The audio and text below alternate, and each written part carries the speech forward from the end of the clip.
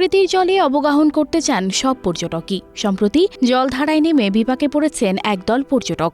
ঝর্ণায় নেমেছেন আর তাদের খুলে রাখা কাপড়চোপড় নিয়ে গেছে পুলিশ। সেই জামাকাপড় উদ্ধারের জন্য ঝর্ণা থেকে উঠে পুলিশের পিছু নিয়েছেন পর্যটকরা। যদিও এর আগে বর্ষা মৌসুমে ঝর্ণায় পানির স্রোত বেড়ে যাওয়ায় সেখানে পর্যটকদের আনাগোনা নিষিদ্ধ করেছিল কর্তৃপক্ষ, তবুও নিষেধাজ্ঞা অমান্য করে ঝর্ণায় নামছিল মানুষজন। বারবার সতর্ক করেও যখন তাদের আটকানো যাচ্ছিল না, তখন ব্যতিক্রমী পদক্ষেপ নেয় পুলিশ।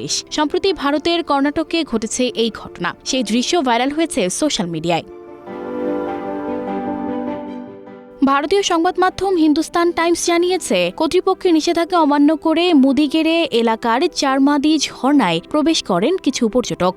তখন শায়েস্তা করতে পুলিশ তাদের পোশাক নিয়ে চলে যায়। ভিডিওতে দেখা যায় পোশাক খুলে ঝর্ণায় নামেন একদল পুরুষ। ঝর্ণার পাথর বেয়ে উপরে উঠেছিলেন কয়েকজন, যেখানে যাওয়া সম্পূর্ণ নিষিদ্ধ। এই অবস্থায় একজন পুলিশ কর্মকর্তা ওই পর্যটকদের খুলে রাখা কাপড়চোপড় নিয়ে চলে আসেন। ভিডিওতে দেখা যায় এক পর্যটক ওই পুলিশ কর্মকর্তার কাছে তাদের পোশাক ফিরিয়ে দেওয়ার অনুরোধ করছেন।